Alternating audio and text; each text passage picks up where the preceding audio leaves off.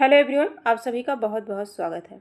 आज की क्लास में पुनः हम सभी करने वाले हैं 2013 के प्रश्न पत्र को यूपी टेट के, और यह 6 to 8 का है। और ये 27 जून 2013 को ये परीक्षा हुई थी। इसमें हम सभी देखेंगे जो यूपी टेट में 30 अंक की हिंदी आती है, उन्हें हम सभी कवर कर रहे हैं। यानी कि क्वेश्चन को, प्रीवियस ईयर क्वेश्चन सॉल्व कर रहे हैं, देख रहे हैं। इसमें हम सभी 50 प्रश्न तक देखे थे, यानी कि 31 से लेकर के 60 तक है 30 प्रश्न। तो 50 प्रश्न तक हम लोगों ने व्याख्या देख ली थी। अब 50 के आगे देखेंगे, ये सारी चीज़ें हम लोगों ने कर ली है। आगे हम सभी देखेंगे प्रश्न संख्या 51 से देखेंगे। यह सभी प्रतियोगी परीक्षा के लिए इम्पॉर्टेंट है, जिस भी विषय में हिंदी पूछी जाती है। हाँ, तो 51 नंबर का जो प्रश्न है वो है हमारे सामने है। व्यक्ति को किम कर्तव्य विमूढ़ बना देती है? दुविधा, सुविधा, विविधा, अविधा। व्यक्ति को किम कर्तव्य विमूढ़ बना देती है? ऑप्शन में हमको बताना है क्या बना देती है। डैश डैश डैश है, तो इसमें हमें बताना है कि चारों ऑप्शन में से क्या बना देती है। तो यानी कि दुविधा क्या हो जाएगा? दुविधा व्यक्ति को किम कर्तव्य विमूढ़ बना देती है। ठीक है, तो ए वाला ऑप्शन हमारा सही हो जाएगा। अगले प्रश्न पर हम सभी चलेंगे। प्रश्न संख्या 52 देखेंगे। लेखक शब्द के अंत में कौन सा प्रत्यय लगा हुआ है? लेखक शब्द के अंत में का, इक, आक, और डी वाला ऑप्शन हमारा अक है। ठीक है, 52 नंबर का प्रश्न है। इसमें लेखक में अक प्रत्यय लगा है। कौन सा प्रत्यय लगा है? अक प्रत्यय लगा है। शब्दों के बाद जो अक्षर या अक्षर समूह लगाया जाता है उसे ही हम सभी क्या कहते हैं? प्रत्यय कहते हैं। एक होता है प्रत्यय और एक होता है उपसर्ग। उपसर्ग शब्द के प्रारंभ में लगते हैं। प्रा, परा, अति, अभि, है ना, निर। ये जो है शब्द के प्रारंभ में लग करके शब्द के अर्थ में परिवर्तन करते हैं। और जो प्रत्यय होते हैं वो शब्द के अंत में लगते हैं। ठीक है, उपसर्ग शब्द के प्रारंभ में, प्रत्यय शब्द के अंत में। आगे हम सभी देखेंगे जो हमारा अगला प्रश्न है। हाँ, लेखक में लेखक धातु में अक प्रत्यय लगा करके लेखक शब्द बना है। 53 नंबर के प्रश्नों को देखेंगे। निम्न में से कौन सा पाठ्य पुस्तक का गुण नहीं है? सौदेश्यता, उपयुक्तता, अशुद्धता, क्रमबद्धता।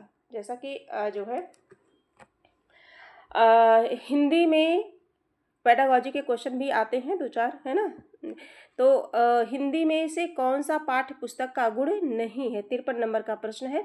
और इसमें अशुद्धता नहीं है। क्या है? अशुद्धता नहीं है। देखिए, सौदेश्यता, उपयुक्तता, क्रमबद्धता होती है, अशुद्धता नहीं होती है, तो यही गलत है। आगे हम सभी देखेंगे। अन्या से अनन्या किसकी रचना है?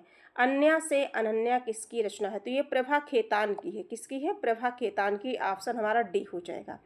अब थोड़ा सा और देख लेते हैं।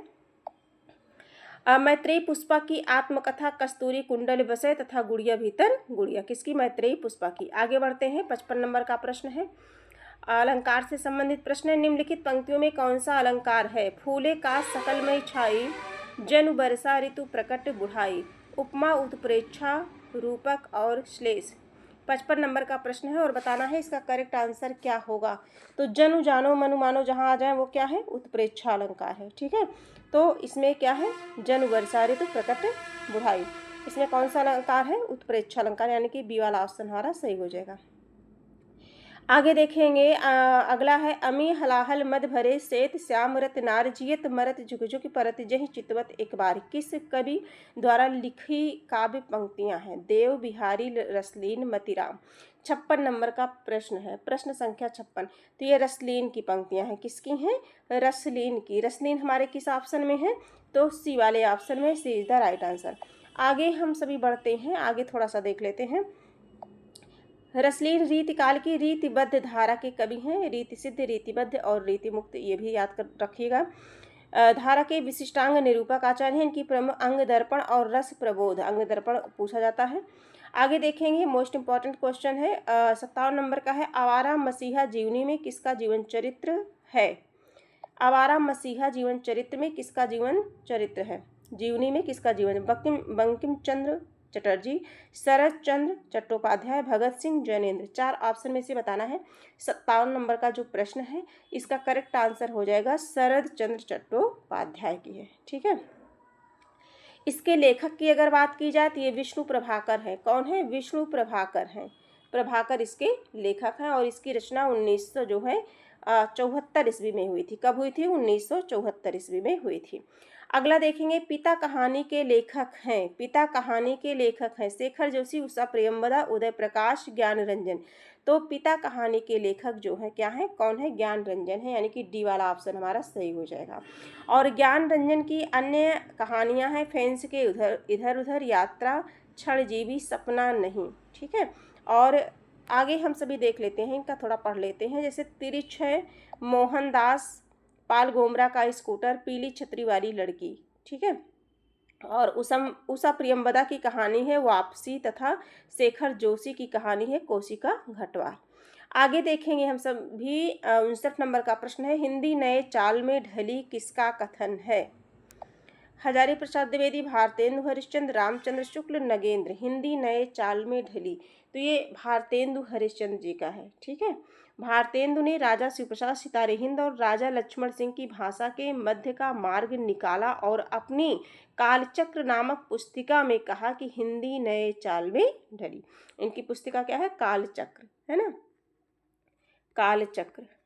हिंदी नए चाल में ढली किसकी है? भारतेंदु हरिश्चंद्र, यानी कि बी वाला आंसर हमारा सही हो जाएगा। अगले प्रश्न पर हम चलेंगे, प्रश्न संख्या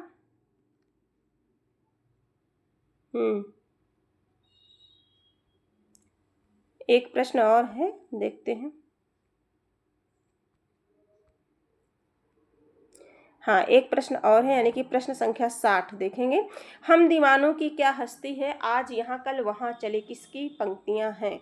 नरेंद्र शर्मा, हरिवंश राय बच्चन, बालकृष्ण शर्मा नवीन, भगवती चरण वर्मा। 60 नंबर का प्रश्न है, हम दीवानों की क्या हस्ती, आज यहाँ कल वहाँ चले। तो ये है भगवती चरण वर्मा की है। किसकी है? भगवती चरण वर्मा की है, और डी वाला ऑप्शन हमारा सही हो जाएगा। इनकी एक रचना है भगवती चरण वर्मा जो है, देखिए मधुकण इनका काव्य संग्रह है। मधुकण काव्य संग्रह है, और मोर्चाबंदी कहानी संग्रह है। पतन, चित्रलेखा, 3 वर्ष, टेढ़े मेढ़े रास्ते, भूले बिसरे चित्र पूछा जाता है। ये सभी क्या है? उपन्यास है। क्या है? उपन्यास है। टेढ़े मेढ़े रास्ते, भूले बिसरे चित्र, किसकी बात हम सभी कर रहे हैं? भगवती चरण वर्मा की। तो इस प्रकार से हम लोगों ने 30 से लेकर के 60 तक देखा, यानी कि टोटल हम लोगों ने 30 प्रश्नों को देखा। ये PYQ थे। ठीक है, और अगर हम इन्हें ध्यान से देखेंगे, अगर पढ़ेंगे, तो हो सकता है इसमें से कुछ प्रश्न इनकी व्याख्याओं से मिल जाए आपको। ठीक है, तो आज के लिए इतना ही। हम फिर इसी तरह से जितने भी प्रीवियस ईयर क्वेश्चन हैं, हम उन्हें लेकर के आप सभी के समक्ष उपस्थित होते रहेंगे। बाकी आप लोग अपनी तैयारी में लगे रहिए, और हम सभी हमेशा बेहतर से बेहतर करने का प्रयास करते रहेंगे। आज के लिए इतना ही, फिर मिलेंगे, तब तक के लिए धन्यवाद।